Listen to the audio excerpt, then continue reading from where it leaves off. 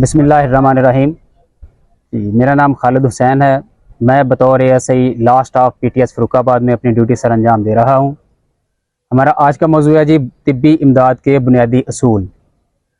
जब हम किसी भी जाए हादसा पे, किसी भी हादसे की सूरत में या किसी नागहानी आफत की सूरत में बतौर फर्स्ट रिस्पॉन्डर वहाँ पे पहुँचते हैं, तो तिब्बी इमदाद देने से पहले हमें इन इब्तदाई तिब्बी इमदाद के जो बुनियादी असूल हैं इनके बारे में आगाही होनी चाहिए। इसके लिए हम एक मुखफ़्फ़ यूज़ करते हैं, ड्रैब सी टर्म यूज़ की जाती है, ड्रैब सी, ताकि इसको समझने में आसानी हो सके। ड्रैब डी से मुराद है डेंजर। डेंजर यानी कि ख़तरा। जब आप मौके पे पहुंचे हैं, अपने अपने अपने माहौल को वहाँ पे आपने जांच पड़ताल की है, देखा है, तो वहाँ पे सबसे पहले आप जो जांच करेंगे वो देखेंगे कि यहाँ पे ख़तरा तो नहीं है।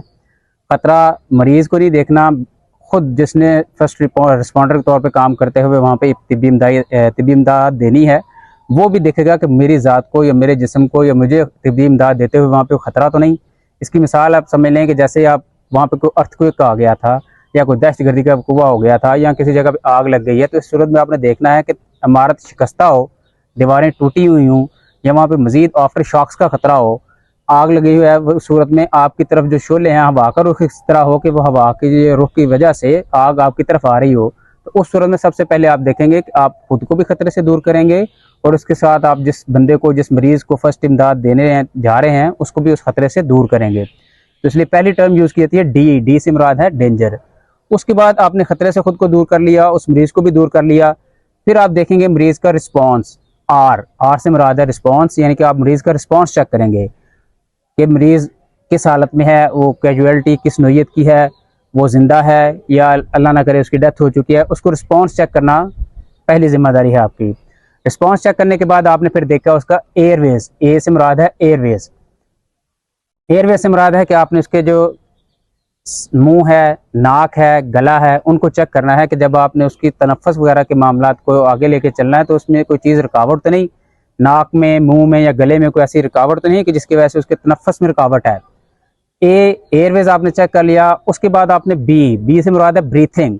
ब्रीथिंग से मुराद है कि आपने उसका तनफ़्फ़ुस का निज़ाम चेक करना है कि इसको सांस लेने में कोई दुश्वारी है, सांस उसकी सही चल रही है, अगर नहीं सही चल रही है तो रुकावट है, तो जैसे कोई ब्लास्ट हुआ या धमाका हुआ या कोई हादसा हो गया या बिल्डिंग कोलैप्स हुई, उस सूरत में उसके मुंह के अंदर, नाक के अंदर या गले के अंदर कोई चीज़ तो नहीं अटक गई, घास मिट्टी वगैरह तो नहीं चले गई, या इसी तरह की कोई ऐसी चीज़ है जो उसके सांस की रवानी में रुकावट बनी हुई है, उसके मुंह में, नाक में या गले में। उस सूरत में आपने उसको चेक करना है, इसके ब्रीथिंग का अमल, कि ब्रीथिंग इसकी सही है या इसमें कोई रुकावट है। ब्रीथिंग आपने इसकी चेक कर ली है। उसके बाद ब्रीथिंग के लिए एक और चीज़ आप इस्तेमाल कर सकते हैं कि आप उसके नाक के आगे अपनी उंगली को थोड़ा सा गीला करके चेक करें। जब उसके करीब करेंगे तो आपको अगर सांस आ रही है तो आपकी उंगली को थोड़ी ठंडक महसूस होगी।